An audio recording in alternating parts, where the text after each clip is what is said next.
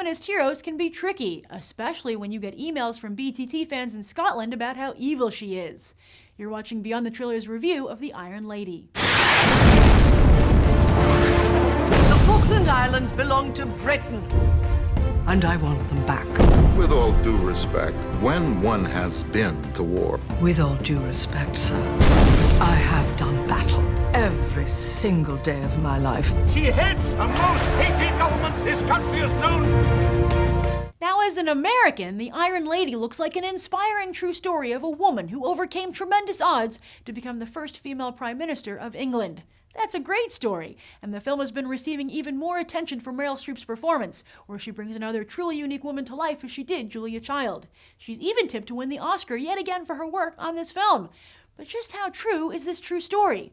I'm not going to pretend to know the history of Margaret Thatcher's time in office in detail, but I do know she was a very controversial leader, seemingly England's George W. Bush, if you will. And while both have their serious detractors, they also have serious supporters.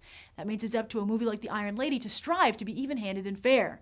In fact, it has to be even-handed and fair, as it would be inexcusable to skirt the issues and the actions of Thatcher that affected so many. BTT viewer Scott Blair from Scotland wrote me that Thatcher nearly destroyed his country. And while one could certainly argue politics with Mr. Blair, there is no denying his deep personal feelings on the matter, as well as the fact his family lost jobs due to Thatcher. And no one can also deny, though, that what Thatcher accomplished, especially as a woman, is worth noting, the good and the bad. See, that's the trouble with real-life heroes. They are never black and white, and we must fight against our need to make them so. Now let's go find out if the Iron Lady won that battle. So today we're doing a BTT crew review for the Iron Lady. Well, I enjoyed it. Thought it was above average, pretty good. I really liked The Iron Lady. I thought that all of the performances throughout the entire movie were really, really spectacular. And Meryl Streep did, obviously, a really phenomenal job. Some people are saying it's an actor's showcase, and it is an actor's showcase, but all I could think while I was watching it was how lucky Margaret Thatcher is that Meryl Streep is the one who played her on film. Like, she does the entire span of a lifetime and how people change over time. And she totally is believable in every step. The special effects makeup to make Meryl Streep look older, I thought that was, like, incredible. There was, like, a good portion of time where I really thought that maybe it was someone else that was related to Meryl Streep because she looked like such a convincing older woman. A lot of times you see actors today, like Kate Winslet in The Reader, and Leonardo DiCaprio and J. Edgar, and they have old person makeup on, but you're just like, oh, you're just under a bunch of latex, that's ridiculous.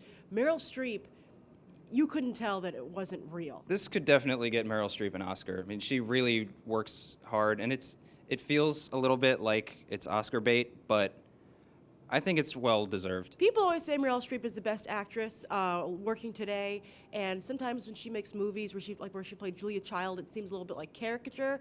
But when she makes a movie like this, she just really proves that she stands on her own. I don't think anybody working today who can touch her. This was just such a layered, excellent performance. I thought there were a couple times throughout the story when there wasn't a lot of incentive to kind of stick with it.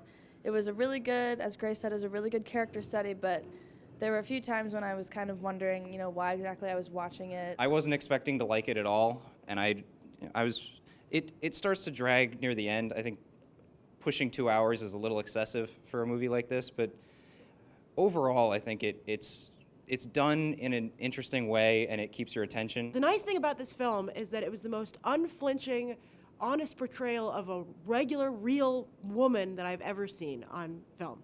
I think that Hollywood usually tries to sex it up and glamorize it, or doesn't really understand where you watch it and you go, oh, that's not what a woman would do, or that's not how the woman's mind works.